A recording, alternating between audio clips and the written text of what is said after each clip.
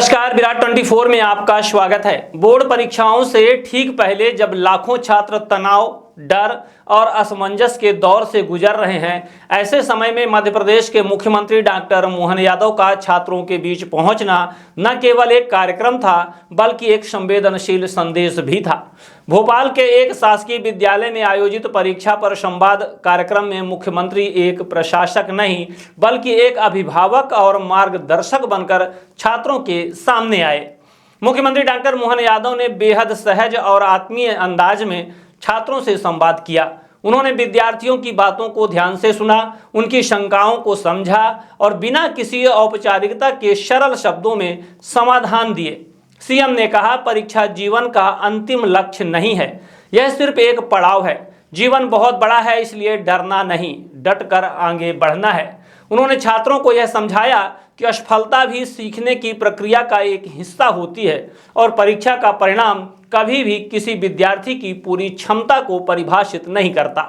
मुख्यमंत्री ने कहा कि लक्ष्य पर फोकस रखें, मेहनत को आदत बनाएं और खुद पर भरोसा रखें। सकारात्मक सोच ही सबसे बड़ी ताकत है।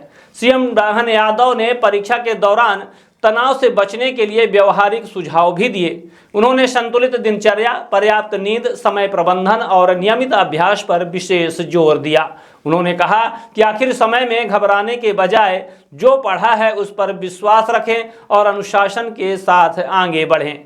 इस संवाद की सबसे खास बात यह रही कि मुख्यमंत्री मोहन यादव ने छात्रों से ऊंचाई से नहीं बल्कि बराबरी के स्तर पर बात की।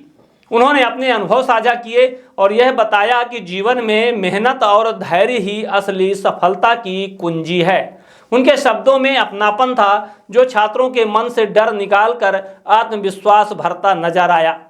यह पहल इसलिए भी सराहनीय है क्योंकि मुख्यमंत्री ने यह संदेश दिया कि सरकार केवल नीतियां नहीं बनाती, बल्कि विद्यार्थियों के मानसिक और भावनात्मक स्वास्थ्य को भी उतना ही महत्व देती है।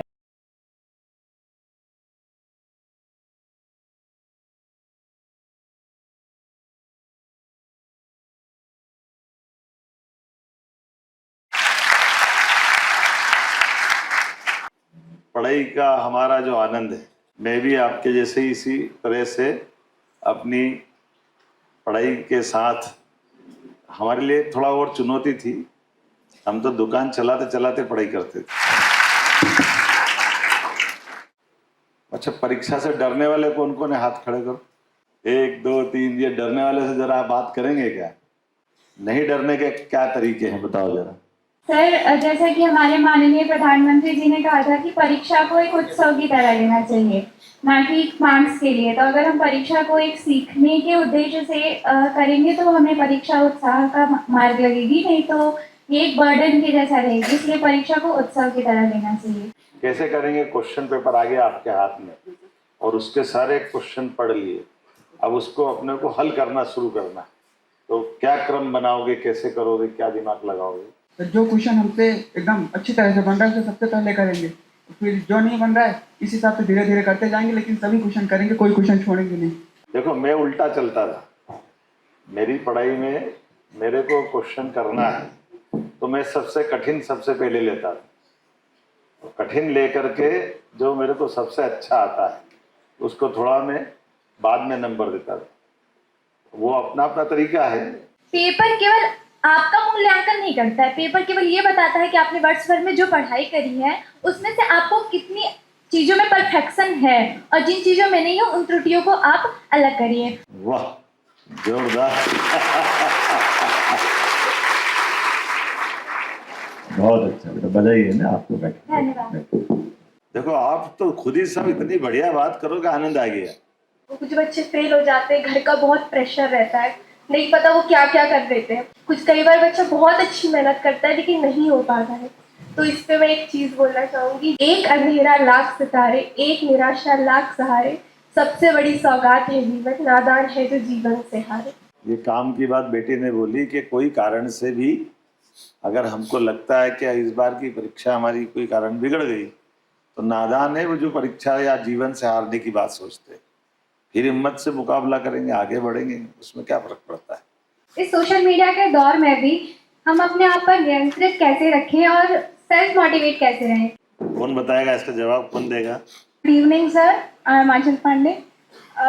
इनका आंसर है तो डिलीट कर दो, इंस्टाग्राम वगैरह सब डिलीट कर देंगे।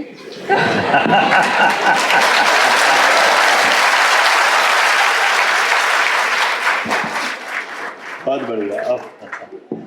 और इसमें मेरा एक सवाल है कि डिलीट कर दिया, फिर वो मन नहीं मानता है, वो वापस से डाउनलोड हो जाता है।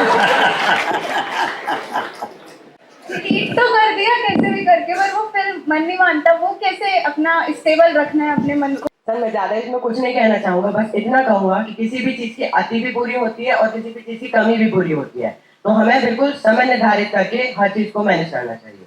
हम अपने जीवन में जो काम करें दिल से करें, अच्छे से करें और उसमें डूब करके करें, परमात्मा आपको यश देगा, उसमें कोई संकोच नहीं। हम डॉक्टर बने, वकील बने, इंजीनियर बने, किसान बने, शिक्षक बने, राजनेता बने, जो भी काम मिले उस काम को मन से करने की आदत डालें और सिलेबस की पढ़ाई तो बहुत अच्छे से करें। अभी जब इसकी परीक्षा हो जाए तो फिर पढ़ने के लिए और भी विषय निकालें।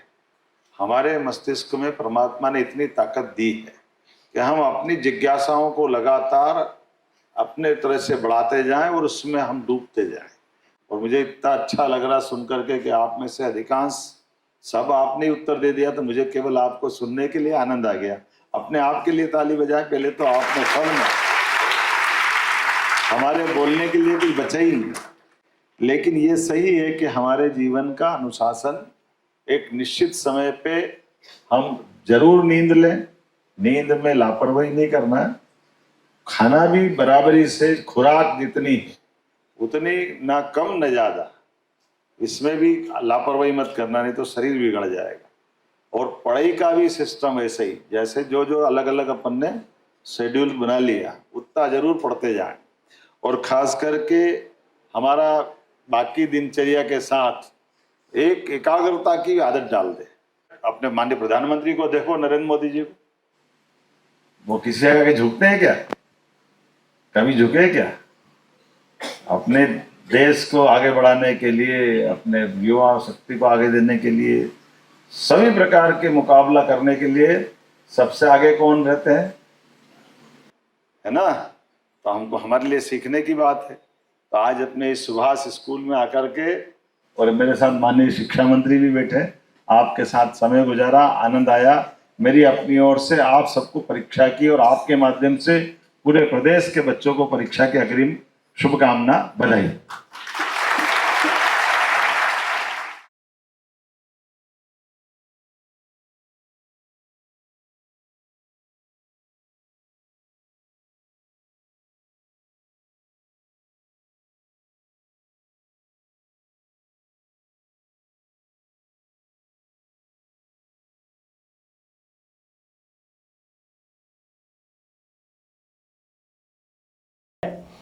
इस संवाद ने न सिर्फ वहां मौजूद छात्रों का मनोबल बढ़ाया, बल्कि प्रदेश के लाखों विद्यार्थियों और अभिभावकों को भी सकारात्मक ऊर्जा दी। कुल मिलाकर मुख्यमंत्री डॉक्टर मोहन यादव का यह संवाद शिक्षा के प्रति उनकी संवेदनशीलता, जिम्मेदारी और प्रतिबद्धता को दर्शाता है। यह कार्यक्रम यह साबित करता है कि जब नेतृत्व संवेदनशील हो तो उसका असर केवल नीतियों तक सीमित नहीं रहता, बल्कि सीधे दिलों तक पहुंचता है।